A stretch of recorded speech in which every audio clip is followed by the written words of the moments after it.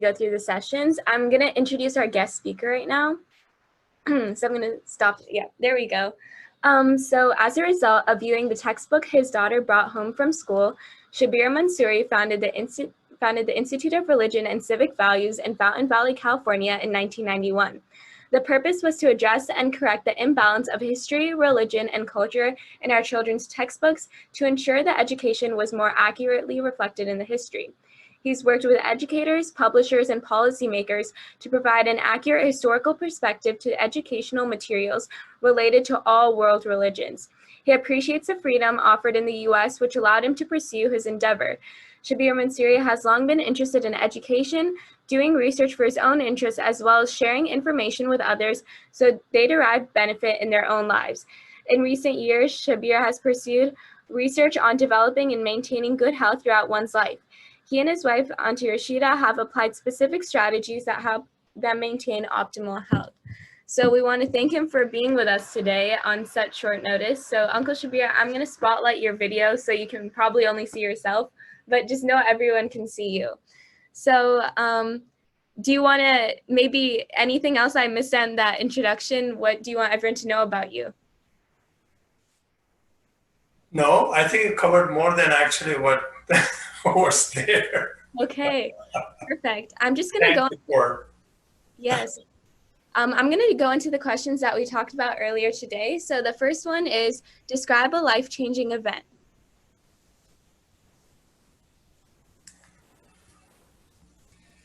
Well, what comes to mind is time of my birth. Now, I know it sounds strange. How can that, it could be a life-changing experience, but my father had decided at my birth in India, where I was born, that I'll go to the United States. So that essentially changed my life because it was decided that I was going to spend my life in the United States, not in India. So then I had 23 years to prepare to come home to the United States, and I did. So that would be my answer. No, that is a good answer. I think a lot of people can relate because a lot of us may either be first or second generation immigrant children.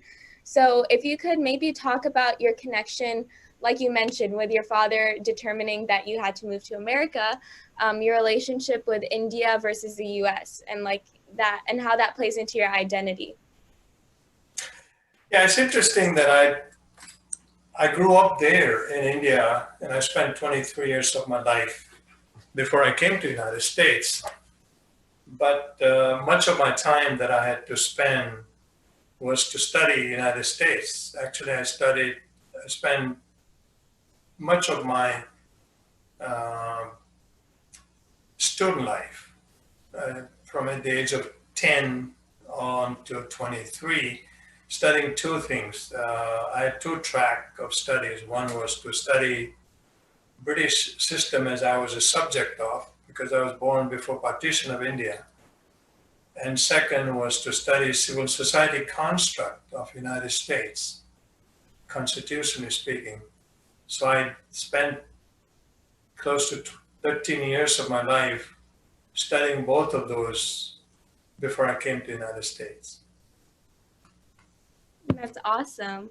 And in your bio, you mentioned trying to keep optimal health in your life and with you and your wife. So maybe I think what we all really want to hear from you is how you maintain your sustainable living lifestyle. And for those of you that this is your first time seeing Uncle Shabbir, like I cannot stress how cool their entire family and lifestyle is. So if you just want to share briefly, maybe give us like a day in your life almost. I know you grow a lot of your fruits and vegetables at home and you have a very set meal plan. So if you could talk about that as well.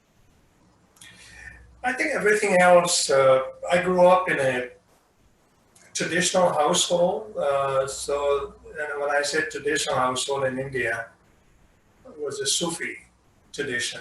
And so I I grew up in that particular tradition where everything, the way I understood, was connected.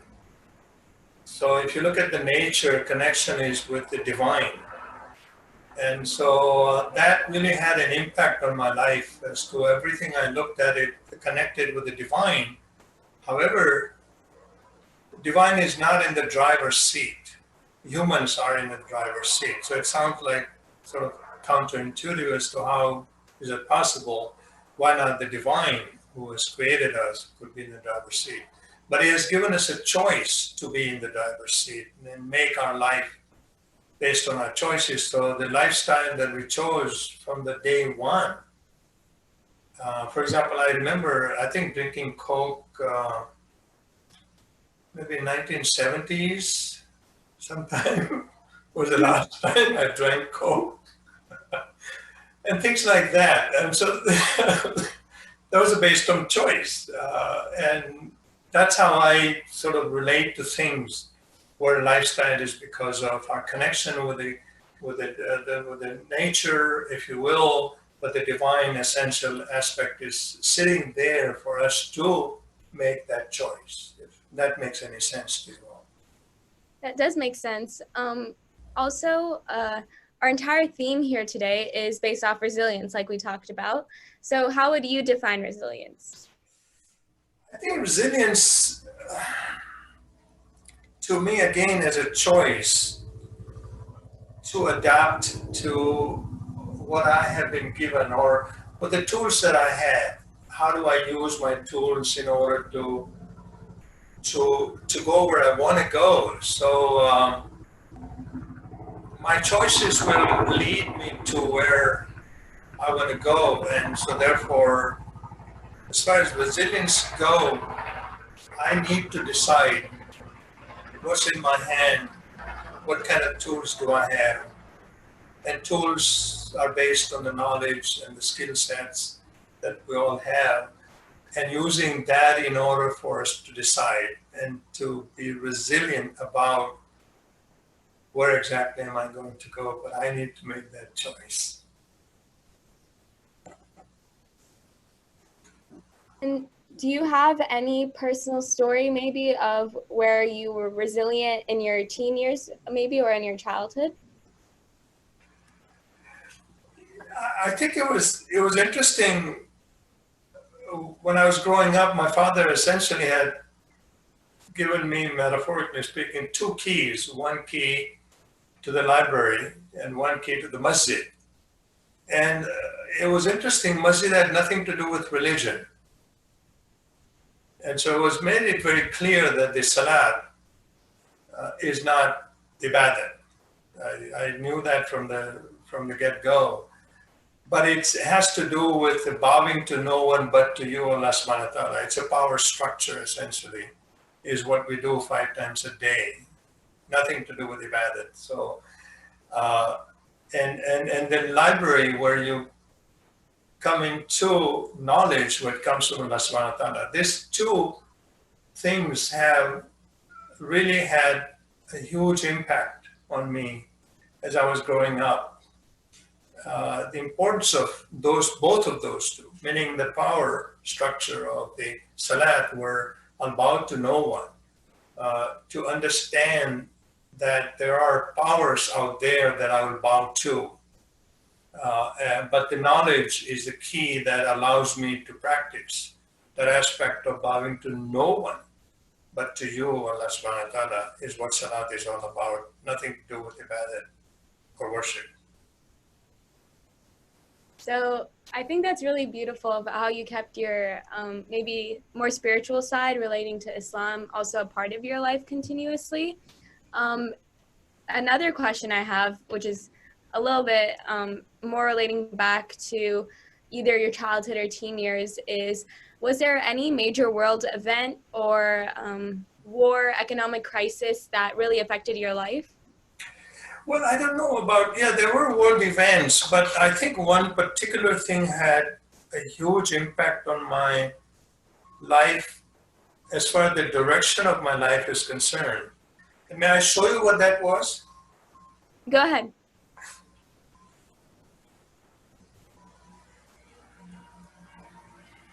Can everyone see it? Yep. Yeah, we can see it. This is my daughter's sixth grade textbook. She was 11 years old. She brought home this book and was doing her homework, this particular section of the homework, the chapter called Religion. And so this book essentially had what I would consider as a defining moment that gave me a direction to apply, and this is 1989. So this is the 1989 year when my daughter was in sixth grade and was doing her homework. And when she was laughing and giggling, I went to check up on her as to why aren't you doing your homework? What are you doing? She said, I am doing my homework. Social studies homework. I said, what's so funny? When she showed me the section, by that time I had spent more than 10 years of studying American education system. And so I was thoroughly familiar with how the education system works on a national scale as well as state level. And so I knew what was in there, as problematic as it was, but I also knew how to address that issue. And that led me to establish actually an institute, scholar-based research institute, to change what was in here to what came in this one.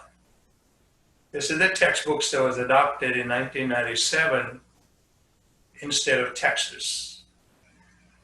This is one of the 4 textbooks that we helped develop, the whole of the textbook. 1989, 1997. So. That's amazing. Do you think now, well, as we are all studying a lot of those same topics that are kind of universal, did you see a major change in maybe how our generation is dealing with those topics and conversations? I think one of the things that I think I talked to Zainab, our granddaughter, who was sophomore in high school. And when I hear her very passionate way of addressing issues, we actually had last Saturday, we were sitting there and she was talking about subject matter that everybody's talking about, the social injustice and so on and so forth. Her addressing those issues, the narrative wise and otherwise, to me was fascinating. I've been a student of cultural anthropology all of my life and been waiting for a moment to see the changes, and I saw in her. And I like that she reflected your generation's way of looking at what's happening in your life. You are the first generation that is born into the, technologically speaking, the social media and other thing that is happening. The first ever, perhaps in human history, where a generation is born into the what I call tools-wise, meaning that what kind of tools do I have to work with? And your generation had the kind of tools that no other generations in the history of humanities had at their disposal. And so that effect is there in your life, your way of addressing issues, as Zaina, my granddaughter, was reflecting on the way she was saying things. And I'm hoping that passion, that fire will be there. And later on, as you grow up, wisdom enters, the importance of knowledge enters. But you are very well equipped unlike any other generation that I've studied. I've studied my generation thoroughly. And I've studied my daughters, Samina's, Asia's, Shabana's generations thoroughly. When I say this thing, I'll give an example. I mean, I've been studying different groups of people for a very long time. The Vietnamese communities have been a case study for me for more than a quarter of a century. City of Irvine has been a case study for me for 30 plus years as to what's happening there and so forth. So in the contextual aspect of it, how you all fit into that is where I see you and your generation so well equipped. And your generation,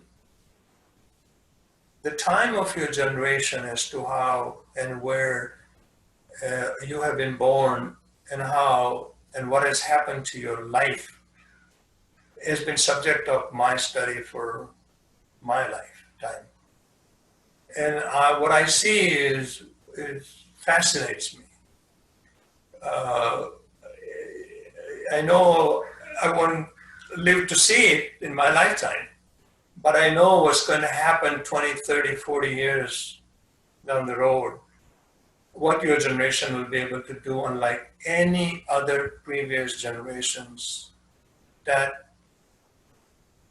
had the opportunity to do what you all have, unlike any other previous generations. You are the only generation that is well equipped to do what is needed to be done.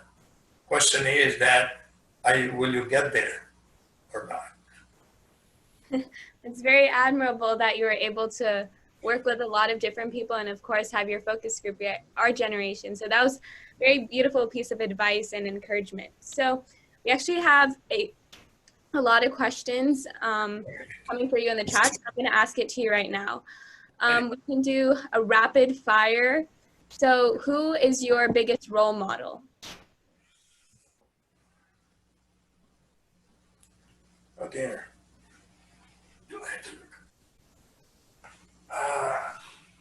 My one person who has affected my life, and let me walk up to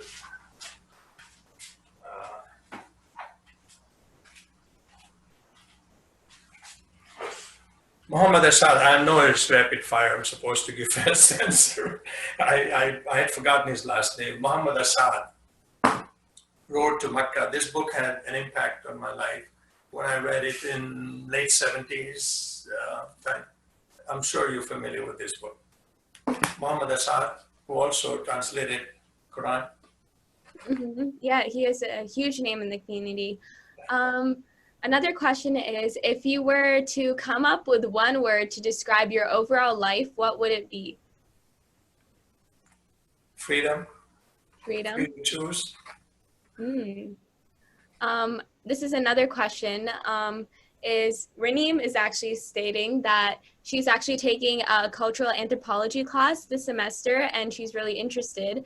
So how do you use this field in your career, and what career paths would you suggest if someone were to take cultural anthropology for the long run?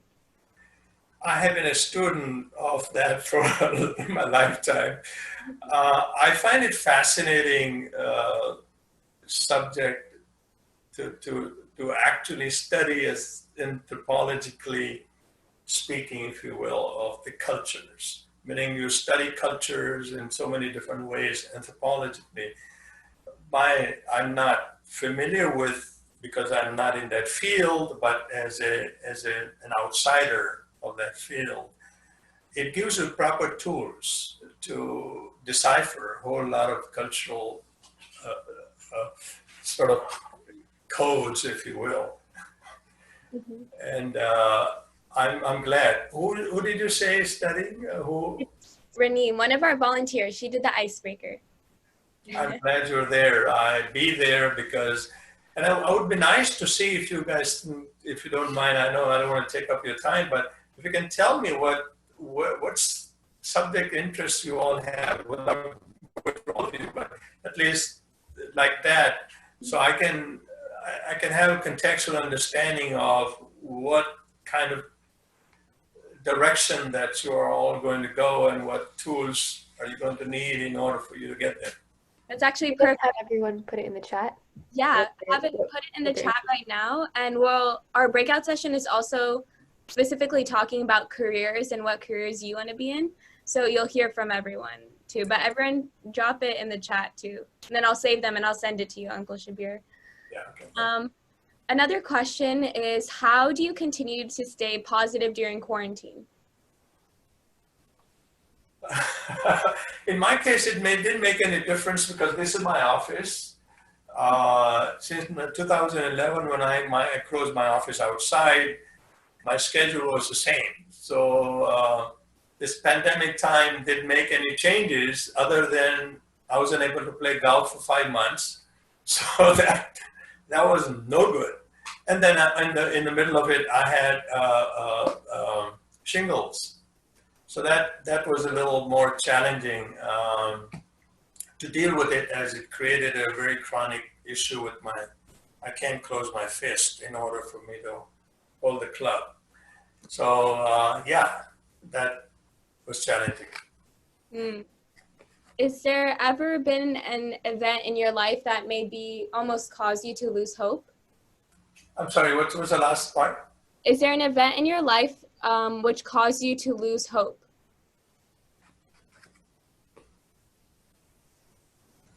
That's not possible. The way I was brought up, that would be, I would have to ask a question where is that something that could happen? I mean, you could train yourself, not so much in positive ways of thinking only and, oh my God, hopeless. Because it's always the verse of Quran that we will not burden you more than you can bear. So that has always helped me to balance that. Oh my God, I can't bear this thing on. So there's no hope for me or things like that. And I said, okay, wait a minute. If the divine power is telling me that would not burden me more than, so that has helped me to negotiate my way out of the hopelessness situation. All right. We have a lot of answers coming in from the question you asked everyone about their what they want to be. So some people said social worker, radiology, business science, policy making, storytelling, basketball. So you have a lot of people that you can talk to soon, inshallah. But is there any last piece of advice or anything you want to leave us with before the breakout session? I know you can talk to us a bit more in there, but before we end the storytelling portion, at least. I don't think you need advice, because there will be a sort of, I don't know, it will be out of place for getting an advice. I mean, what I would share, I would place a thought in your on your table here, that if I'm given choices, I can only make one of the three ways that choice. Right thing for right reasons. I can do right thing for wrong reasons. And I can do wrong thing for wrong reasons. Try to stay on the path of more on the right thing for right reasons, and never do wrong thing for the wrong reasons. If that's not an advice, that's just a thought for you all to think about to how to make a decision. Thank you so much for joining us today, Uncle Shabbir.